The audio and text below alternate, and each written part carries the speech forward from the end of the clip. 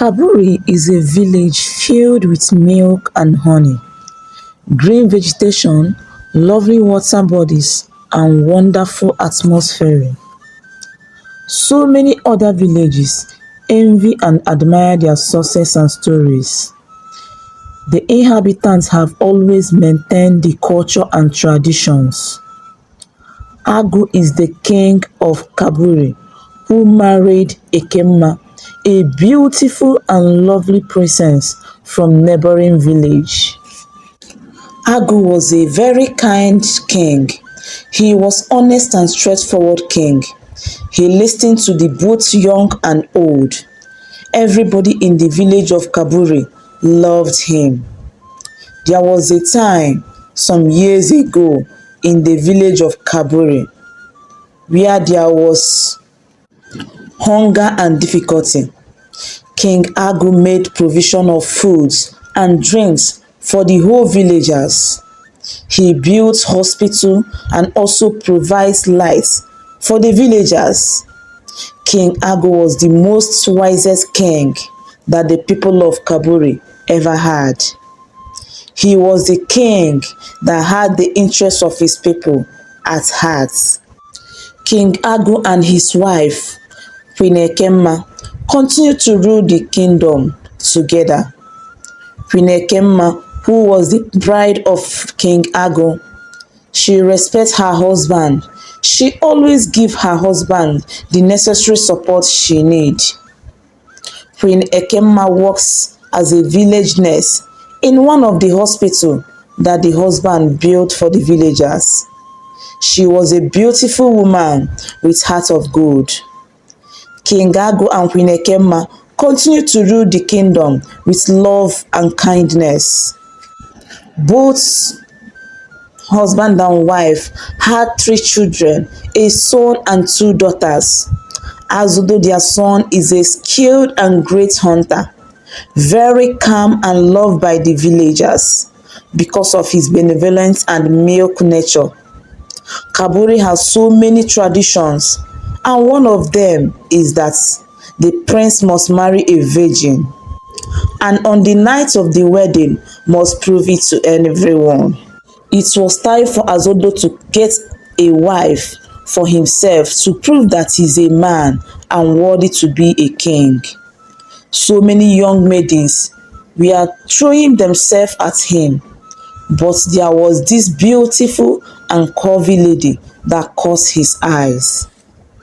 Osakwe, this is the wife of my youth, Azodo told his best friend. She is so calm and collected, and I have watched her very closely. I have found so many qualities I need in a wife. She is the daughter of Obindo, the great farmer legend. I heard that Obindo's family never lacks yam, and during the rainy season, her mother is a good cook, so I am not surprised with what you said about her. I hope it is not because of her beautiful endowments that makes you fall to her, Osakwe jokingly asked Azodo as both men laughed and went home. I don't know what to tell him, Azodo told Osakwe. Looking at her face alone makes me shy. Do you remember that you are the prince, the son of Agu the Great, the heir apparent to the throne of Kaburi Kingdom? You are every woman's dream. So go to her and talk to her. She will be happy to know your intentions. Osakwe, filled with confidence, moved with his guard to Obindo's farm, where Nneka was busy harvesting the vegetables. Nneka, the prince wants to see you, said one of the guards. Long live the prince of our land, she replied as she made her way to where Prince Azodo was standing. I have been admiring you for so long, and I will not forgive myself if another man comes before me. You are such a good-looking young girl and hardworking as well. I would like to make you my wife, to sit next to me as my one and only future queen, of our land. Nneka short of words and looking at the ground while drawing lines with her toes, later replied and said, I don't know what to say for now. I will give you feedback tomorrow. So many days passed, and Azodo and Nneka start seeing each other on the village hill, where they confess their love to each other at any given opportunity. People started seeing them often, and talk started flying around that the prince had found love in Nneka and will marry her. They became the subject of discussion and gossip on the lips of every maidens and family.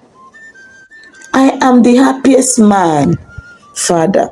I have found the woman I want to marry, and I am in love with her, Azodo proudly told his father. Wow, that's a good news. I've been waiting for this news for a whole now. I know you will make a great king and husband, like your father and fathers before me, King Agu said. You are becoming a man now, so I must advise you to know some of these principles. Love your wife, honor the gods, and defend your village. Make sure you didn't go against the village cultures and tradition. That is the secret of our village success.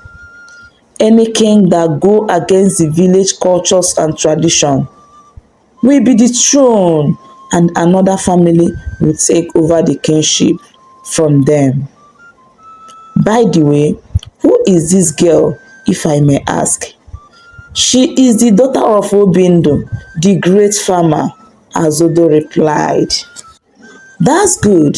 The family is a good family, without stain. Have known their father since I was a young boy. You have my blessings. Azodo, very happy, and ran to Nneka to tell him of his father's acceptance. Nneka was very happy also. Azodo also promised to be a good husband and a good father also.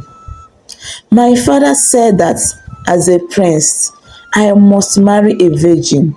Nneka's face changed and she became sad and dejected. What is it? Asked Azodo. Why are you so sad, my love? Are you not a virgin? I remember you told me that you have never been with a man in your life. So, my love, what is the problem? Nneka now told Azodo how she was raped on her way home from their farm by strangers believed to be from neighboring village. But she kept it a secret because she don't want to be feel ashamed.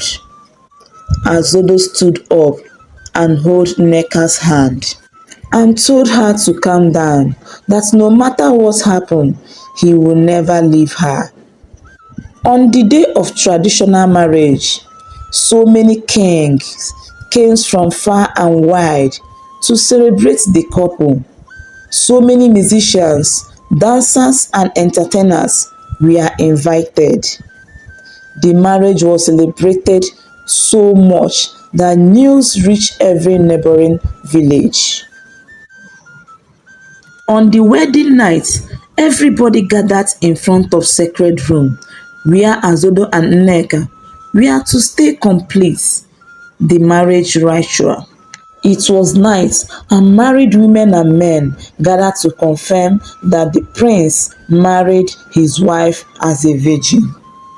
Nneka and Azodo were inside the room thinking of what to do, while the villagers were outside chanting and celebrating while waiting for the good news from Azodo. Azodo used a sharp knife to cut his skin, stained the white clothes with his blood, and came outside while raising it up. The whole villagers started praising them and hailing Nneka for being a virgin till marriage, including King Agu and his cabinet. After some months, Azodo was struck by a strange illness. He could not speak or walk. His body was very hot and paralyzed. His father consulted all the healers around, but none could find a solution to Azodo's problem. King Agu was worried, including his wife Queen Ekemma. They were so concerned because Azodo was the only son and the only heir throne of the family. One day, Nneka woke up and informed King Agu that she wants to visit her family and came back immediately. The king ordered and granted her request, and Nneka left. On getting to her family house, she started crying, calling her mother, "Mother, mother," and the mother rushed out of the house and met her daughter and started asking her, "What's the problem?" And Nneka said to her mother, "Mother, I have a confession to make to you," said Nneka. "I and my husband, Azodo, committed an atrocity.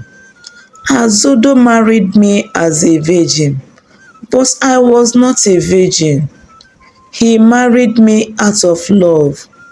On the day of our wedding day, we deceived the whole villages that I was a virgin, while I was not. Some time ago, I was raped while coming back from the farm, and I decided to keep it to myself. But before I got married to Azodo, I told him, but he insisted that he would cover me. So together, we deceived everyone just to achieve our aim. But I and Azodo was not aware of these consequences," said Nneka. "Oh, my daughter, why would you hide this terrible thing to your mother? Now you need to go back and tell the king," said Nneka's mother. But Nneka refused and left. When Nneka got home, she went straight to the king, Agu, and wife Queen Ekemma, and narrated what happened between her and their son Azodo. And king fell down and cried, together with his wife Queen Ekemma. King Agu was so angry with Nneka, believing that Nneka was the cause of his family's predicament. He was so angry to the extent that he wanted to kill Nneka at once, but his wife, Queen Ekemma, called him. As this was going on, the whole villagers gathered in the house of King Agu, and they were watching what King Agu would do. The king now left with no choice but to summon the village chief priest, who now told them that Nneka and Azodo have done the unspeakable, and that the kingship will never go to Azodo again after the death of Agu, and they will be banished inside the evil forest, where they will live for 10 years before coming home as commoners. King Agu was so devastated that one morning he left his home without his guard and entered inside the forest and took his life. And his body was found by a hunter. Azodo, on hearing the sad news about his father, cried bitterly and blamed himself for his father's death. Queen Ekemma and her two remaining children and the whole villagers mourned the king, remembering all the good things King Agu did for the kingdom, and this is how kingship left Agu's family. Trust you find this story interesting. What moral lesson do you learn from this story? Please subscribe to my channel at African Tales by Ifenkili. Like and share with family and friends. Turn on your notification buttons and stay tuned for more interesting and mind-blowing stories coming your way next time. Remain blessed. Bye.